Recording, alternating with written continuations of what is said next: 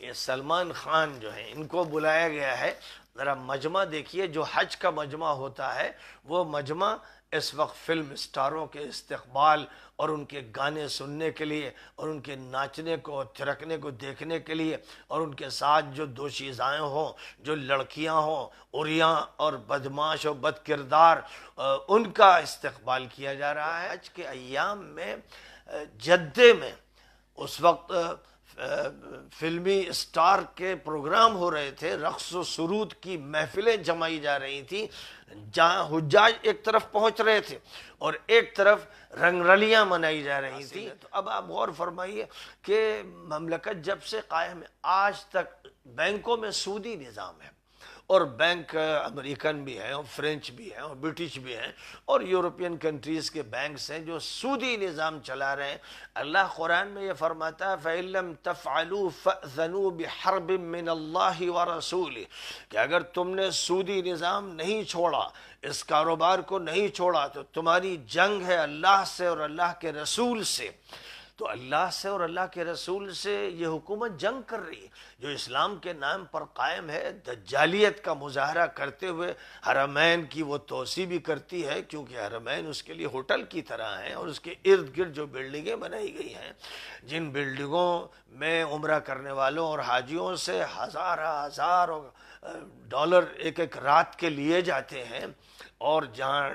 Dish antenna لگے ہوئے ہیں اور جہاں فلمیں امریکن دکھائی جاتی ہیں، اور وہ ان ہوٹلوں کے جو مالک ہیں، ان کے جو اصل ذمہ دار ہیں وہ یہودی ہیں یا وہ مشرک ہیں. مشرک اور یہودی جو افراد ہیں ان کو یہ مواقع فراہم کیے گئے ہیں، اور ان کے مینجمنٹ میں یہ ہوٹل چل رہے ہیں. ان کے نام بھی آپ جانتے ہی ہیں، جو کچھ ہیں وہ عالمی سطح پر کن سے منسوب ہیں. تو اس طرح حرمین شریفین کو ہوٹل بنایا گیا ہے، کمائی کا ذریعہ بنایا گیا ہے. یہ ایک عمل ہے جو چل رہا ہے. اور اس کے ساتھ وہ علاقہ جو قوم سمود کا تھا، جہاں نبی پاک علیہ السلام گزرے تھے تو روتے ہوئے گزرے، اور سب سے کہا کہ یہاں سے روتے ہوئے گزرنا اور چہرہ اپنا ڈھانپ لو. وہاں پر اسی علاقے میں نیوم کے نام سے ایک ایسا شہر قائم کیا جا رہا ہے جس کے بارے میں یہ اعلان ہے کہ یہاں شریعت بالکل نافذ نہیں ہوگی، یہاں پوری طرح سے اس بات کی آزادی ہوگی کہ یہاں عریانیت پر کوئی پابندی نہیں ہوگی، اور ساحل پر جو بھی نہائیں گے اور بیٹھیں گے لیٹیں گے،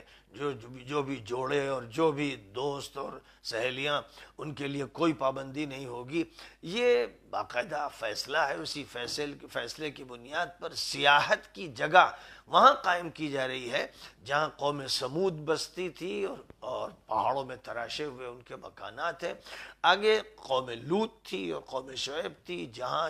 بھیانک عذاب آئے تھے. آج وہ سیر و سیاحت کے مقامات بنائے جا رہے ہیں، کیونکہ ڈر یہ ہے کہ پٹرول ختم ہو جائے گا تو پھر اب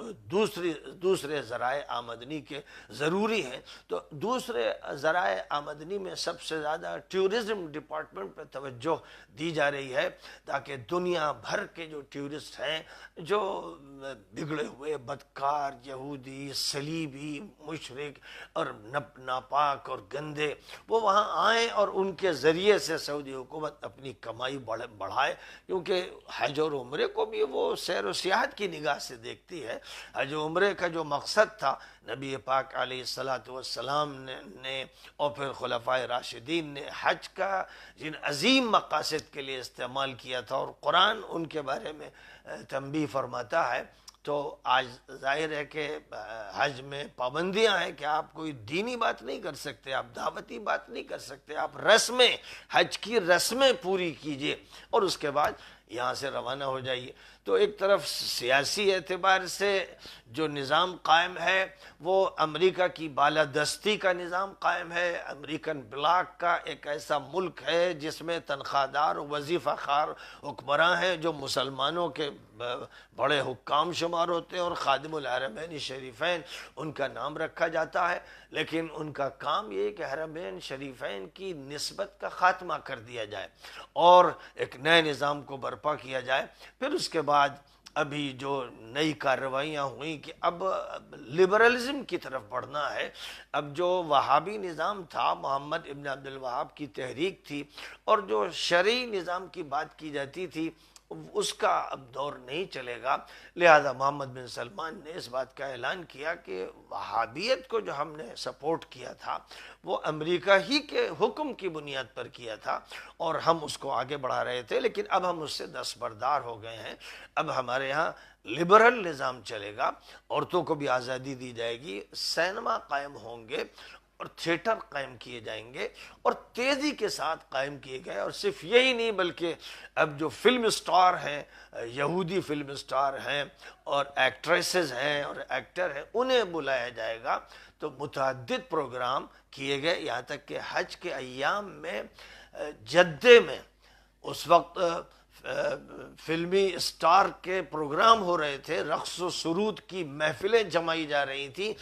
جہاں حجاج ایک طرف پہنچ رہے تھے اور ایک طرف رنگ رلیاں منائی جا رہی تھیں، اور حجاج کو گویا یہ موقع دیا جا رہا تھا کہ وہ اس منظر کو بھی دیکھیں اور اس کے بعد حج کریں، تاکہ پھر جب یہاں سے نکلیں تو اپنے حج کا خاتمہ کر کے اور اس کے تمام اثرات کو مٹا کر یہاں سے واپس جائیں. کہیں ایسا نہ ہو کہ حج کی سوغات لے کر گھر چلے جائیں اور ایمان تازہ نہ کر سکیں. تو ہوٹلوں میں بھی اس کا انتظام ہے کہ ان کا ایمان سوخت کیا جائے، اور باہر اب کھلے بندوں یہ انتظام کیا گیا ہے. اور ایک یہودی ایکٹریس کو امریکہ سے بلایا گیا تھا، تو اس نے